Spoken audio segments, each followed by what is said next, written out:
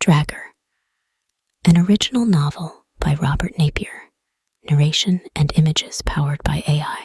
Chapter 5. We're not going to be Goars. There it is, Lord Dragger. It was here all along. I must have forgotten about this one. How silly. You left her here? Said Dragger. His voice was flat through the mask. And she survived on her own? I can't imagine how. Disgusting. Can you imagine? I can. Ruby made a quarter turn away from Dragger, crossing her arms and leering down at Dex. By the looks of it, another day would have done the trick. I'm sure you are correct, Mishku, said Dragger, removing his helmet and holding it against his hip. Still, I suspect there is something unusual about this piglet. Ruby huffed impatiently. Don't you have enough pets already? You spread yourself so thin. You don't have time for any more projects. When you dragged me away from my family, you promised to make me Empress of the Valley and that we'd rule side by side with our children.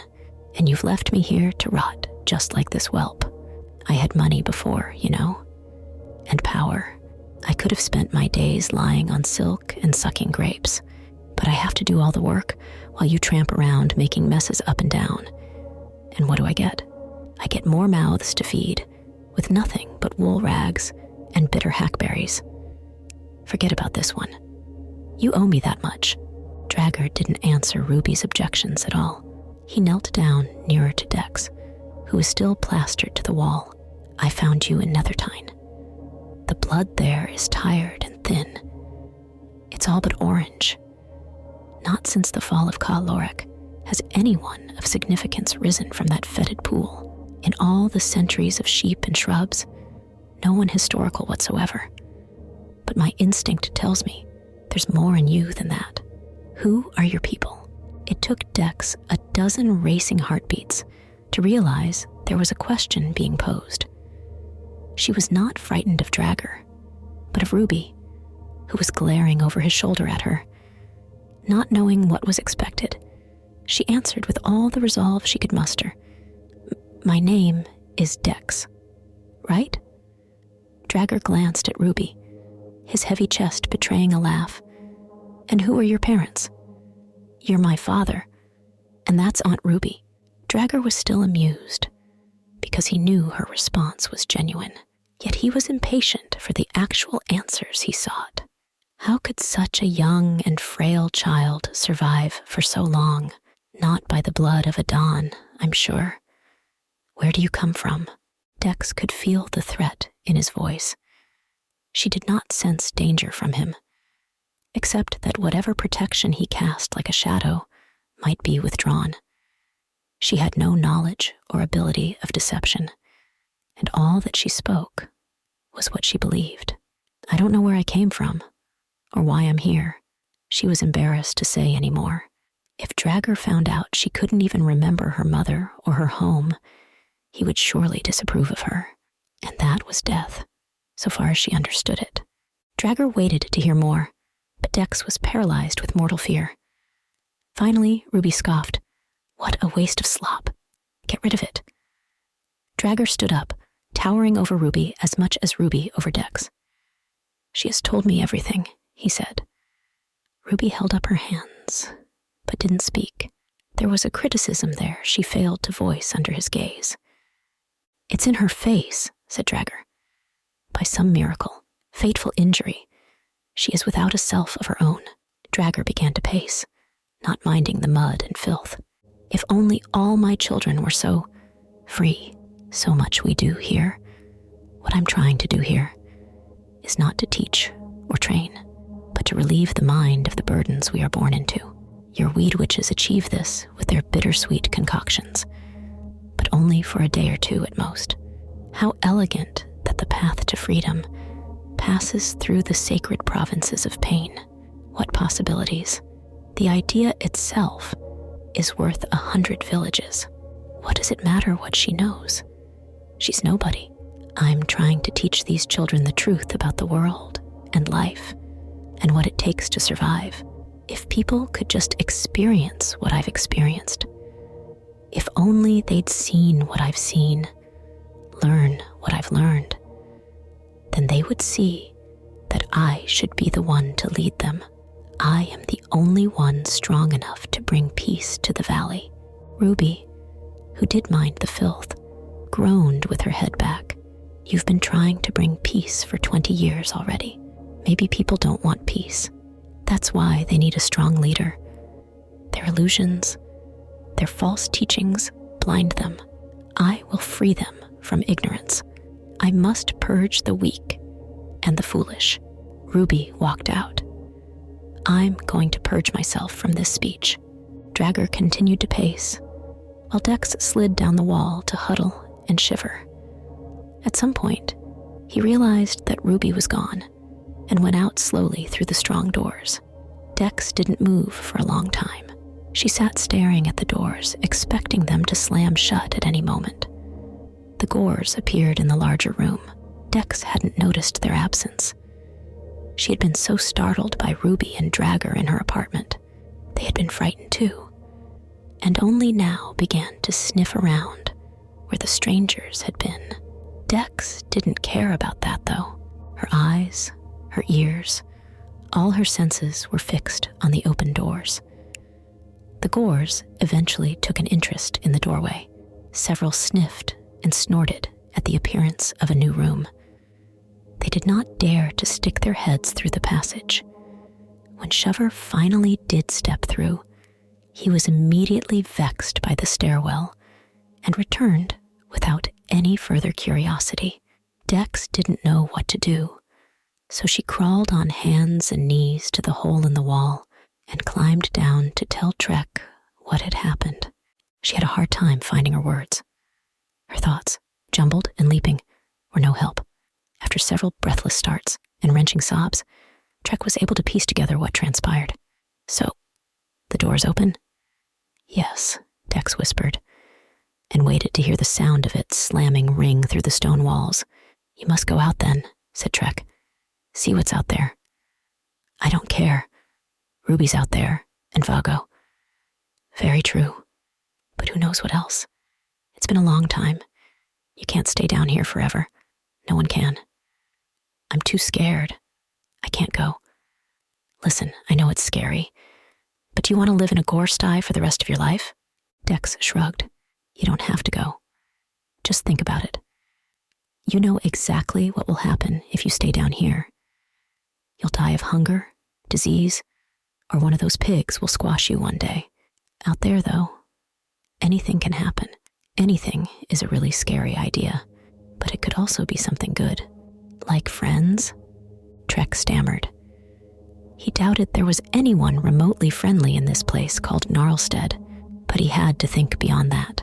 Once Dex could look around, maybe they could figure out some kind of escape plan. He was using her. He knew it, but she was in no more danger out there than down here, he was sure. And just maybe, there was a way to save them both. Who knows, he said. Could be anything. Dex got up and nodded solemnly, like she was saying goodbye. She went silently out through the crack and made her way into the apartment. It was early evening, judging by the soft light from the vents. Dex half expected to find the door barred once more and be mercifully free of making a choice, but the door was still open. Runty was waiting at the fence for her. His gentle eye was peering through the slats. If she left, she would have to come back for him. She hopped onto the fence. By now, she could go up and over the top, or balance there with ease. She used Runty's back as a step stool and dropped down beside him to hug his thick neck. His feet shuffled excitedly, and Dex began to cry. She wasn't sure what was beyond that door, but her stomach told her nothing would ever be the same again. Dex went cautiously up the stairs. Every step was like torture, like her feet were coated in the mud of the sty, making it hard to move at all. The stairs wound around as she remembered, and came out at the back of the main sty. Nothing had changed. There were still the bristling backs of Goar sows visible over the tops of the pens. Dex got the sense there were fewer than before, but she couldn't be sure. She was still frightened by the sight of them. They were twice as tall as her, and she couldn't guess how much they weighed. It was hard to imagine Runty turning into one of those things, but she knew in her heart it was inevitable. It sent a chill up her spine to imagine Shover or Pusher grown to that size, or likely bigger. It was true what Trek had said. She couldn't fight them much longer. She took small steps, being as quiet as possible, though she couldn't articulate it in her mind.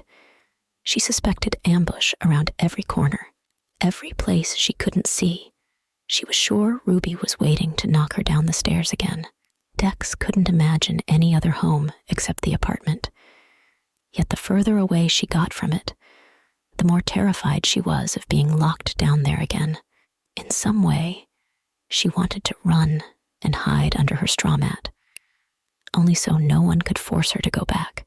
She was dizzy with all this dread, so that she hadn't realized she had taken one step beyond the sty, and now stood on open ground. She inhaled sharply, and the breath wouldn't come out again. In the lowering light of sunset, she looked around.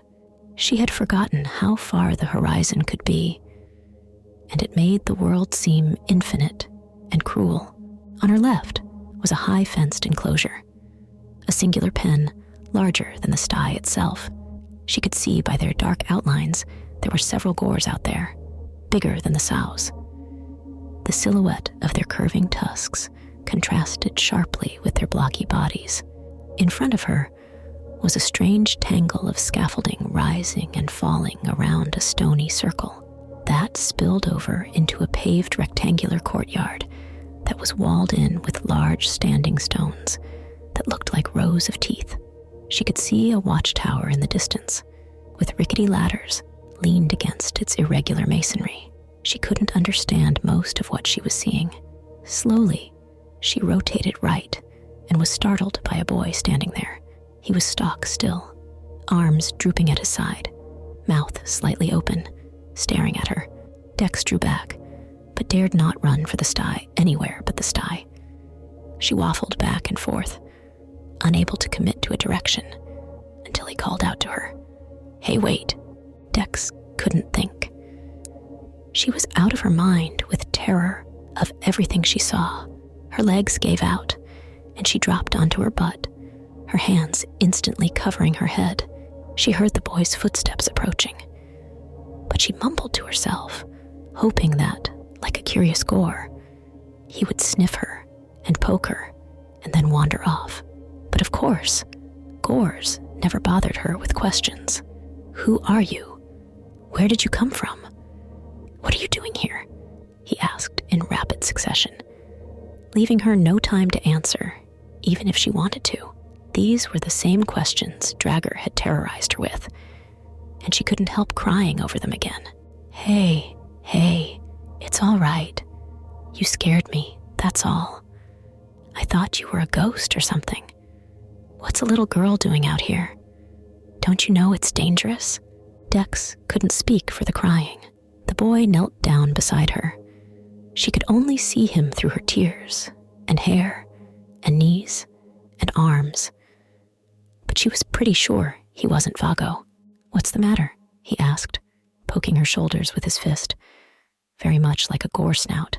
Dex heaved and shook, and finally said, I thought Nethertine was out here." "What's Nethertine?" "My village," she wailed at him. Everybody knew that. "There are no villages around here," said the boy, confounded. "Not for a long way. I thought I might be able to see it if I went outside." "Outside? Where have you been?" Dex didn't know how to describe the answer, and didn't feel like doing it anyway. She pointed at the sty. "You've been in there? Why were you in there?"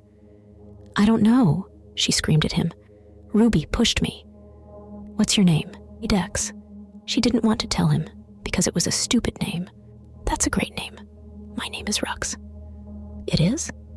Rux wasn't sure if she was asking about his name or hers, but he felt confident just saying yes to cover both. "Come on," he said. "Let's go inside and figure it all out." Rux lifted her by her arm. He was rough, underestimating how light she was. But Dex soon found her feet and went with him. He led her down an alley toward the back of the sty. On the other side was a large manor house, mostly brick. There were 3 stories, with the second story being larger than the first, and the third being quite small. Then there were several other buildings seemingly grafted onto the main manor. Dex had no real sense of space or direction, but she recognized the stones of the foundation as the same as Trek's chamber. That meant she must be walking over the shotery, and indeed, Rux led her between the vents. Unconsciously, Dex pointed at the foundations. Rux pulled her closer to him and said, "That's Gnarlstead Manor. You do not want to go in there. Come on." Across a short yard was a 2-story building, tightly constructed with 4 windows and a door. "This is called the Slavery," said Rux. "You'll be all right here until morning." They went inside, and Dex followed Rux into a simple kitchen area. There they were met by a nervous, slender woman. "What in the world?" she exclaimed when she saw Dex then. "Where did you find that?" in the same high-pitched tone. "Down in the sty," he said, matching her astonishment. "Good grief. Get her in here." Dex was fed actual bread and steamed carrots. Before she could eat her fill, she was taken out of the kitchen and ruthlessly bathed by the slender woman. Dex said nothing the whole time. She feared speaking a word would break the spell. Dex's tunic was thrown out the door like a stray dog. She was wrapped in blankets and put down in a bed. Dex didn't think to wonder whose bed it was. She was already asleep. The next morning, Dex was confused and frightened to find herself out of the sty. She had no idea where she was or what had happened. She tried to dash out of bed, but was caught up in the tightly packed blankets and fell into the floor. Up until now, Dex had no idea what clean hair was like, and hers was fluffy and frizzled and determined to cover her entire face. She recognized Rux's voice calling to her from somewhere outside the hair. "Hurry up. Ruby wants to see you." Dex's blood ran cold. She had hoped she had somehow escaped Aunt Ruby, but that was a fantasy. Dex found some clothes, almost small enough for her, at the foot of the bed. She figured out how to put them on, then went outside. She was in no hurry to meet with Aunt Ruby, but there was no sense in avoiding it. She had learned that much from the open door. If you want to get out of it, you have to go through it. Rux caught her at the stoop of the Slavery and waved for her to come over. They went side by side to the front of Gnarlstead Manor. There was a plaza there with a simple elevated platform. To the right was a formidable blockhouse atop an artificial mound, and just beyond that was a wide gate with sharp stones overhead. Rux hurried her along, and she didn't have any time to look around. As they approached, Dex saw another boy standing in the plaza. He was wearing almost identical clothes as she was, except they were too small for his long limbs. The boy whipped around to glare at Rux and Dex. It was Vago, the hateful little boy that had dumped water on her. Dex stuck her tongue out at him. Vago bared his teeth. Rux stood between the two. Vago was maybe 2 years older than Dex, and Rux was maybe 2 years older than Vago. They made an odd trio standing in the chill morning air. "Well, boys," said Aunt Ruby. She appeared from the deeply recessed doorway of Gnarlstead Manor. She was taut and upright, in leather leggings and fitted vest. She had a gore whip wrapped around her body. It swashed and slapped around her as she strutted towards the plaza. "You've got a new recruit." Dex looked around to see who Ruby was talking about. Then she understood the significance of the matching outfits they were wearing. Ruby stood akimbo in front of them. She was bored, but Dex sensed Ruby enjoyed their attention. Rux and Vago stood perfectly still, staring straight ahead. Dex tried to mimic this behavior, but found it uncomfortable. She didn't like being exposed in the open like this. She wanted to curl up and hide. She wanted to snuggle with Lord Runty and rub mud on her face. The more she tried to imitate Rux's posture, the more she fidgeted and wobbled. An ear-splitting crack of Ruby's whip snapped Dex to attention. The tip of the whip had come close to her face, so that Dex felt the wind on her cheeks. She instinctively covered her ears, but when Ruby threatened to strike again, Dex stood straight and still. "Your lord and father, General Dragger, Raider of the North, has entrusted me with your education." Ruby wasn't looking at the children, but staring wistfully over the horizon. "You're all bastards and foundlings. The world out there, it doesn't care what happens to you," Ruby laughed to herself. "Frankly, neither do I. I don't care if you die right here, right now." Ruby smirked at Dex. She was comically small next to Rux. "Actually, I wish you would, and save me the trouble." There was a long sigh. "From now on, you're a callow, a baby bird chirping for regurgitated worm guts. Featherless, flightless, ugly, and obnoxious. There is your home." Ruby pointed to the blockhouse on the hill. It looked like a toxic toadstool. The bottom half was cylindrical and made of stone. The top half was twice the area, but half as tall. The hill was embedded with countless sharp wooden stakes of varying height and thickness. They protruded in all directions, some even jutting from above. The savage battlements of a fallback stronghold. The walls were splashed with black and red paint, and there were scorch marks streaking the stone. Bones and stretched hides littered the area. Dex couldn't tell if it was trash or decoration. It did not look like a home to her, but she didn't protest. She doubted there were very many Goars in there, and that was a relief.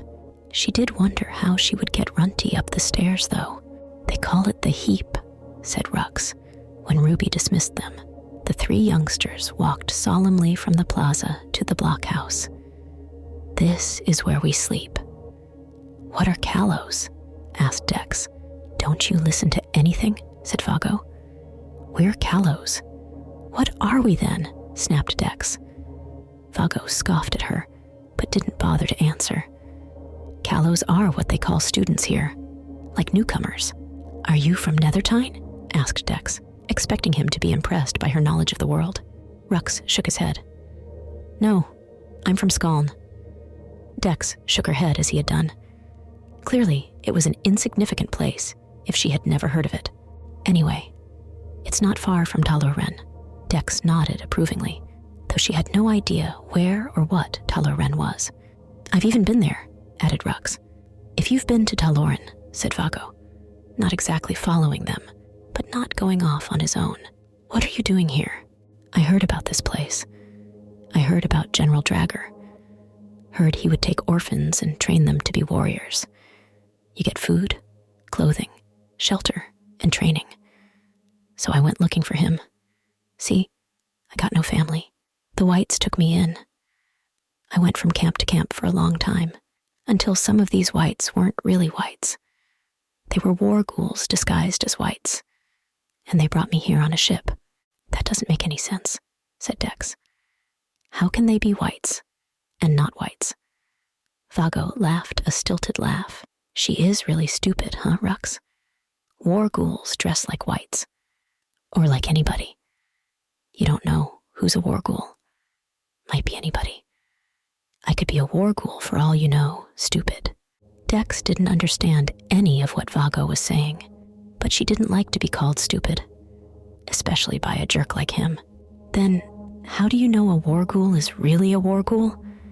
Maybe they're just somebody else too." Vago laughed at how dumb she was, but he didn't have anything more to say. The inside of the heap looked more or less like the outside. Wood and stone and trash. The furnishings were sparse, but in overall better condition than Dex's apartment. There were numerous beds, but no one was in them. The heap was deserted, except for the three callows. Rux patted her on the shoulder. "It ain't so bad, being a callow. You can say or do pretty much anything, as long as you don't cross Aunt Ruby. And if you do well enough, you can go on supply runs with Father," Vago earnestly added. "When you're a war ghoul, You can take and kill all you want, and nobody can stop you. So where is everybody? Asked Dex. At any given time, Rux said, there are about 50 people at Gnarlstead. There's Crucian deserters and brigands who live in camps in the moors. They rotate seasons at the compound. They have no loyalty. You can bet they're well paid by Father to keep our location a secret and to prevent outsiders from coming too near and to stop anyone from leaving, said Vago, who couldn't seem to mind his own business. Their patrols go wide into the moors. Not that there's anywhere to go. The bladder bogs will swallow horse and rider whole, and you don't know you're in it till you're up to your neck.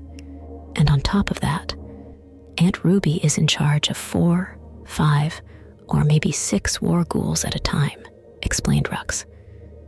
It's hard to tell how many, because they're secretive, constantly changing and swapping their armors, and they're never all in one place. Then whose beds are these? Asked Dex, hoping she could sleep in one sometime.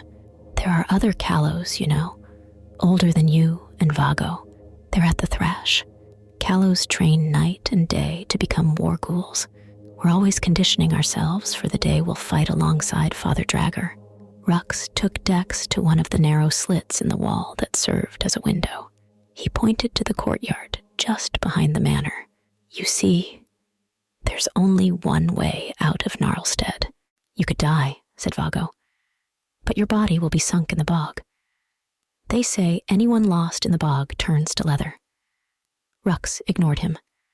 The only way out of Gnarlstead is as a war ghoul. Dex nodded thoughtfully, then jumped back in shock. We're supposed to be war ghouls? Vago flopped down on one of the beds. Well, we're not going to be Goars. Thank you for listening. Please like and subscribe.